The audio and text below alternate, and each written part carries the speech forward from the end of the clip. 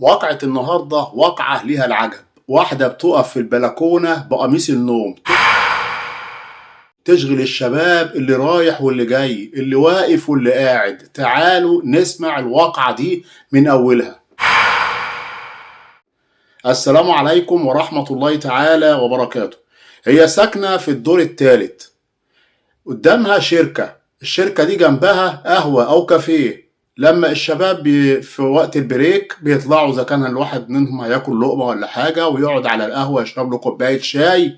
وهو قاعد كده يبص يلاقي في واحدة واقفة في البلكونة بقميص النوم، ولكن الوقفة ديت ما بتبصش لأي حد، هي بتكون منمرة على حد معين تبصله. تبدأ إن هي تشغله، يبص لها تشغله، وبعد كده تاخد بعضها تروح داخلة تغيب جوه ربع ساعة. هو طبعا لما شافها كده ولقى ان هي بتشغله قعد بقى واتسمر ومش عايز يقوم من مكانه.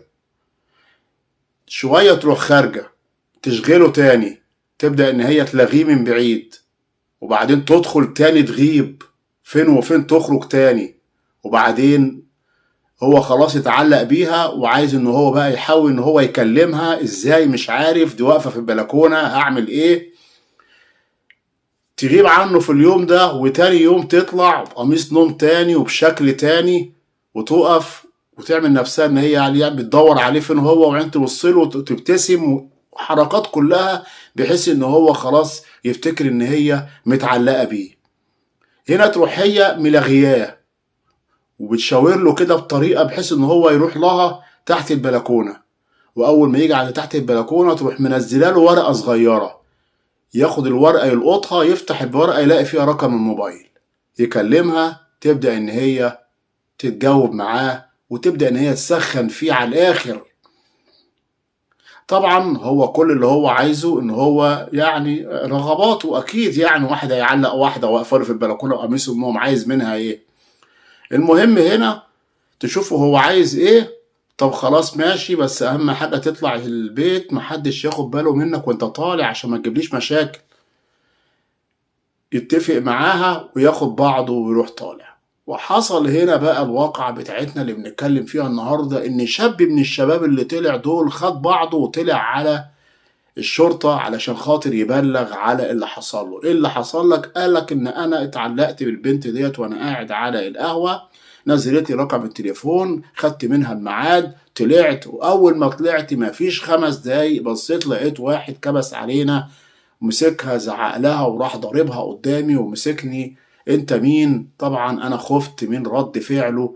طلع اللي في جيبك. طلعت المحفظة اللي معايا، كل الفلوس اللي في جيبي واديتها لهم، وخدت بعضي ومشيت. طب فين بطاقتك عشان نعمل المحضر؟ خدوا كل حاجة بيه حتى البطاقة بتاعتي.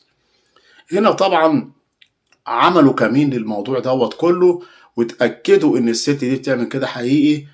هنا طبعا قوات الأمنية يعني الشرطة بدأت إن هي تكبس على المكان ده وتدخل على الست ديت مرة واحدة بعد ما عملوا لها كمين، ودخلوا لقوها بتعمل نفس الكلام بالظبط مع واحد تاني، ونفس الكلام برضو الراجل دوت بيزعق لها وبيضربها ويشتمها ونفس الموضوع بالظبط.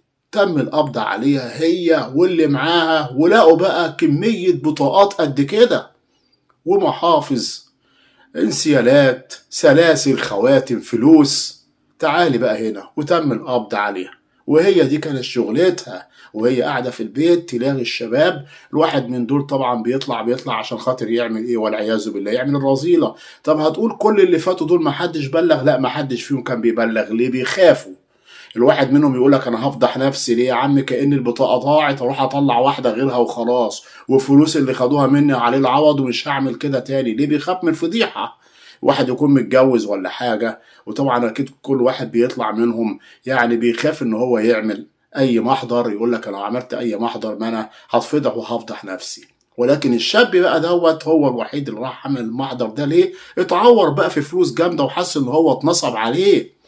بالظبط زي ما بيحصل على مواقع التواصل الاجتماعي او مواقع الخراب الاجتماعي. تبص تلاقي الواحد من دول يبقى قاعد على مواقع التواصل الاجتماعي، وواحدة تكلمه هوب طب رقم التليفون بتاعه اهو، ابعت لي رصيد وانا افتح لك الكاميرا. للاسف الشديد وتبص تلاقي يبعت الفلوس ولا تفتح له كاميرا ولا حاجه، ويطلع شاب في الاخر هو اللي كان بيضحك عليه وكان بيكلمه. ولو واحده حتى هتفتح لك الكاميرا هتوريك ايه يعني؟ وبعدين كمان طب ماشي ادفع فلوس كذا عشان خاطر تجيلي والتمن كذا، ياخد بعضه ويروح، وممكن يحصل له زي اللي حصل للشاب ده بالظبط. يعني نتعلم من الوقائع ديت ان احنا ما نمشيش ورا شهواتنا والعياذ بالله.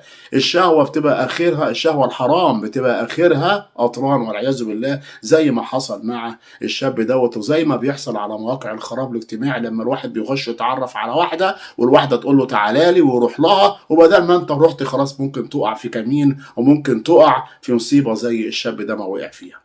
لله الامر من قبل ومن بعد. بشكر حضراتكم جدا، بتمنى من حضراتكم الاشتراك في القناه، تفعيل زر الجرس، والسلام عليكم ورحمه الله تعالى وبركاته.